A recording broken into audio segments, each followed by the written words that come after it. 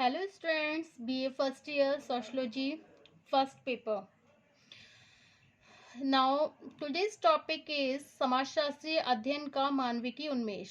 We get a start humanistic orientations of sociological study.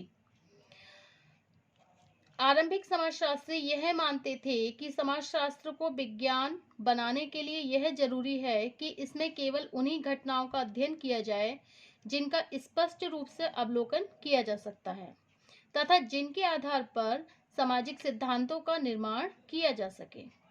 इसे उन्होंने विशुद्ध समाजशास्त्र का नाम दिया है. तो आरंभिक समाजशास्त्री, ये जो भी समाजशास्त्री हैं, आरंभिक समाजशास्त्री, वो क्या मानते हैं? वो ये मानते थे कि समाजशास्त्र को विज्ञान बनाने के लिए ये जरूरी है कि इसमें केवल उन्हीं घटनाओं का अध्ययन किया जाए जिनका स्पष्ट रूप से अवलोकन किया जा सकता है तथा जिनके आधार पर सामाजिक सिद्धांतों का निर्माण किया जा सके. इसे उन्होंने क्या बोला है? विशुद्ध समाजशास्त्र का नाम दिया है. आज भी अधिकांश समाजशास्त्री समाजशास्त्र को एक विशुद्ध विज्ञान के रूप में ही विकसित करने के पक्ष में हैं, लेकिन कुछ समाजशास्त्री ऐसे भी हैं जो मानविकी आधार पर सामाजिक घटनाओं की व्याख्या करने के पक्ष में हैं, लेकिन कुछ समाजशास्त्री ऐसे भी हैं जो मानवीय घटनाओं की व्याख्या करने के पक्ष में हैं. After it we get a start मानविकी उन्मेष. मानविकी उन्मेष अभिमुखन अथवा दृष्टिकोण का तात्पर्य सामाजिक घटनाओं को मानवीय परिस्थितियों के संदर्भ में समझना तथा उनका वास्तविक विश्लेषण करना है. रॉबर्ट बीरस्टेड. अकॉर्डिंग टू रॉबर्ट बीरस्टेड ने सन 1960 में अमेरिकन सोशियोलॉजिकल एसोसिएशन के अध्यक्ष पद से बोलते हुए कहा था कि समाजशास्त्र का स्थान विज्ञान में होने के साथ ही उन कलाओं में भी है जो मनुष्य के मस्तिष्क को अज्ञान से मुक्त करती है. तो अकॉर्डिंग टू वीरस्टेड ने क्या कहा है कि 1960 में अमेरिकन सोशियोलॉजिकल एसोसिएशन के अध्यक्ष पद से बोलते उन्होंने बोला है कि समाजशास्त्र, ये जो हमारी सोशियोलॉजी है, इसका जो स्थान है, the place of the sociology, science में होने के साथ ही, ये जो समाजशास्त्र का जो स्थान है विज्ञान में होने के साथ ही ये उन कलाओं में भी है जो मनुष्य के मस्तिष्क को अज्ञान से मुक्त करती है. Okay, is that clear? तो मानविकी क्या है? मानविकी वे शैक्षणिक विषय हैं जिनमें प्राकृतिक और सामाजिक विज्ञानों के मुख्यतः अनुभवजन्य दृष्टिकोण के विपरीत मुख्य रूप से विश्लेषणात्मक, आलोचनात्मक या काल्पनिक विधियों का इस्तेमाल कर मानवीय स्थिति का अध्ययन किया जाता है. तो मानविकी क्या है? What is the mean of मानविकी? मानविकी क्या है? तो मानविकी वो शैक्षणिक विषय है जिसमें प्राकृतिक और सामाजिक, मतलब एक साइड तो प्राकृतिक है और सामाजिक भी है. अच्छा, इन विज्ञानों की जो मुख्यता, प्राकृतिक और सामाजिक विज्ञानों की मुख्यता अनुभवजन्य दृष्टिकोण के विपरीत, बिल्कुल विपरीत, मुख्य रूप से जो भी विश्लेषण किया जाता है या फिर आलोचनात्मक है या फिर काल्पनिक है, तो उन विधियों का इस्तेमाल कर मानवीय स्थिति का अध्ययन किया जाता है. दैट इज मानविकी. Okay, in other words we can say that the humanistic are the subjects such as history, philosophy and literature which are concerned with human ideas. The humanities are the subjects such as history, philosophy and literature which are concerned with human ideas. तो ये मानविकी क्या है? ये वो शैक्षणिक विषय हैं जिनमें प्राकृतिक सामाजिक विज्ञानों के मुख्यतः अनुभवजन्य दृष्टिकोण के विपरीत विश्लेषणात्मक, आलोचनात्मक, काल्पनिक विधियों का इस्तेमाल कर मानवीय स्थितियों का अध्ययन किया जाता है. Is that clear? Now we get a forward. Next है मानविकी उन्मेष की प्रमुख विशेषताएं. Main features of humanistic orientation. Main features of humanistic orientation. First point है आपका मानविकी उन्मेष। ह्यूमनिस्टिक ओरिएंटेशन मानविकी उन्मेष वैज्ञानिक उन्मेष से विपरीत है। इसके अंतर्गत वस्तुपरक अध्ययन के साथ विषयपरक अध्ययन का भी महत्वपूर्ण माना गया है।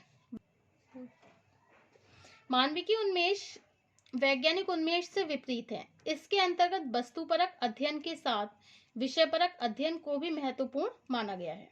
इसके अनुसार आनुभविक अध्ययनों पर आधारित कुछ आंकड़ों के द्वारा सामाजिक वास्तविकता को नहीं समझा जा सकता। Okay, then second point, we start the second point, मानविकी उन्मेष humanistic orientation.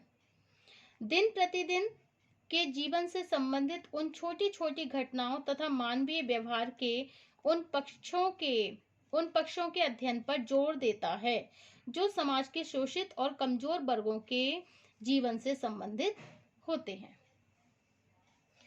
And the third point is, मानविकी उन्मेष ये मानता है, क्या मानता है मानविकी उन्मेष? ये जो ह्यूमनिस्टिक ओरिएंटेशन है सेज हियर दैट कोई भी सामाजिक, मतलब मानविकी उन्मेष ये मानता है कि कोई भी सामाजिक या प्राकृतिक घटनाओं की तरह स्थिर नहीं होता है।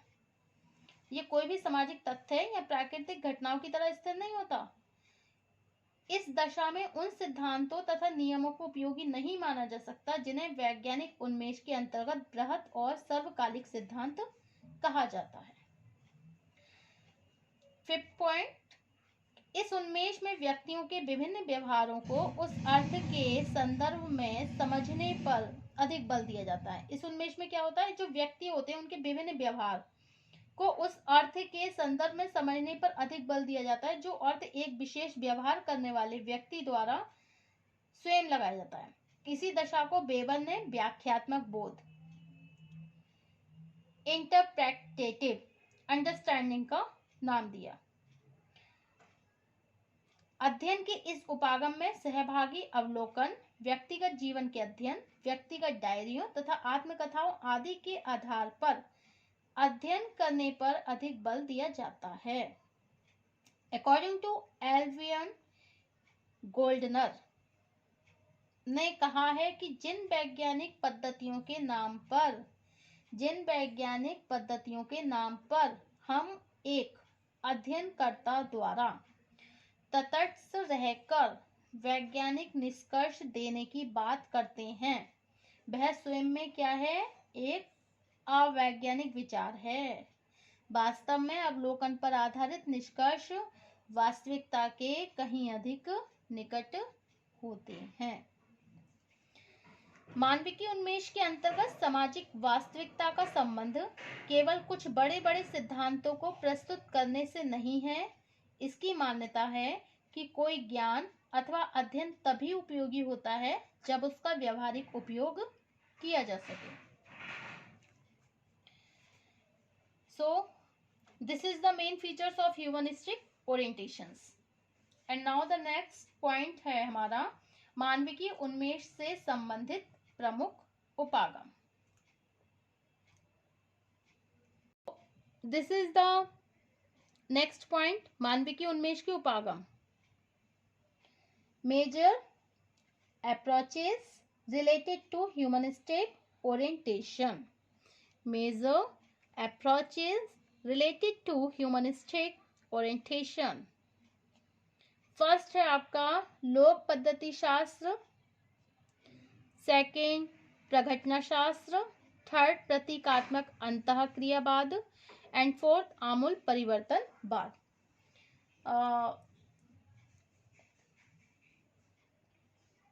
First point, the major approaches related to humanistic orientations.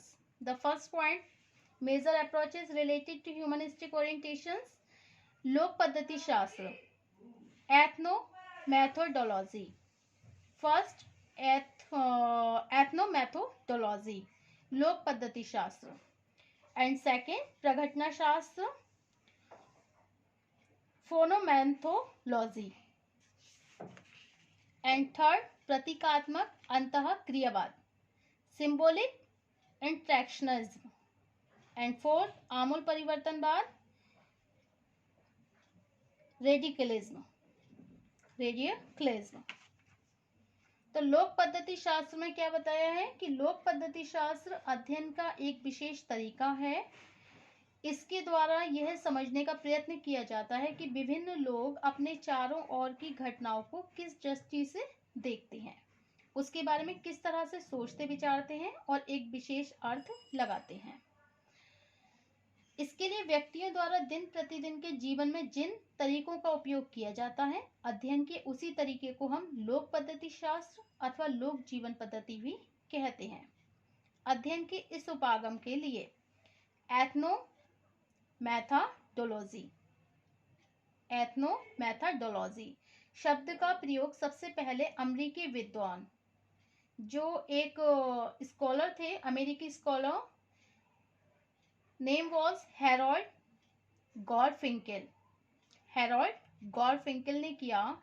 उन्होंने स्पष्ट किया कि इस निर्जाति अथवा लोक पद्धति शास्त्र का संबंध अध्ययन के उस तरीके से है जिसके द्वारा विभिन्न लोग सामान्य ज्ञान पर आधारित अपने स्वयं के विवेक के द्वारा विभिन्न क्रियाओं और व्यवहारों को एक विशेष अर्थ देते हैं। एंड नेक्स्ट पॉइंट है प्रघटना शास्त्र। सेकंड पॉइंट है आपका प्रघटना शास्त्र। प्रघटना शास्त्र अध्ययन की वह विधि है जिसके द्वारा किसी घटना के बारे में व्यक्ति के उन वास्तविक अनुभवों को जानने का प्रयत्न किया जाता है। व्यक्ति के इसमें कुछ वास्तविक अनुभवों को जानने का प्रयत्न करते हैं जो तरह तरह के पूर्वाग्रह और मान्यताओं से प्रभावित ना हो। In the other words we can say that समाज में विभिन्न घटनाएं होती हैं जिस तरह वास्तविक रूप से घटित होती हैं, उनके बारे में कर्ता के अपने अनुभव और ज्ञान की जानकारी को ही हम प्रघटना शास्त्र कहते हैं। तो प्रघटना शास्त्र क्या होता है कि कर्ता के अपने अनुभव और ज्ञान की जानकारी को हम क्या कहते हैं, प्रघटना शास्त्र कहते हैं। समाज में जो विभिन्न घटनाएं होती हैं, समाज में जो भी विभिन्न घटनाएं होती हैं जिस वास्तविक रूप से होती हैं, उनके बारे में कर्ता के अपने अनुभव और ज्ञान की जानकारी को हम प्रघटना शास्त्र कहते हैं। एंड थर्ड पॉइंट है आपका प्रतीकात्मक अंतःक्रियावाद। आज समाजशास्त्र में प्रतीकात्मक अंतःक्रियावाद, सिंबॉलिक इंटरैक्शनिज्म के अध्ययन को विशेष महत्व दिया जाने लगा। प्रतीकात्मक अंतःक्रिया की मौलिक मान्यता ये है कि मनुष्य की अधिकांश क्रियाएं पूरी तरह से प्रत्यक्ष और स्पष्ट नहीं होती। And fourth and the last, आमूल परिवर्तनवाद। आमूल परिवर्तनवाद, radicalism. According to Horton, Deutsch and McDonald ने इस उपागम को रेडिकल सोशियोलॉजी कहा है। वहीं एल्विन गोल्डन ने अपनी प्रसिद्ध पुस्तक the coming crisis of western sociology में इस उपागम को रिफ्लेक्सिव सोशियोलॉजी अथवा प्रतिवर्ती समाजशास्त्र का नाम भी दिया है। Okay, thank you.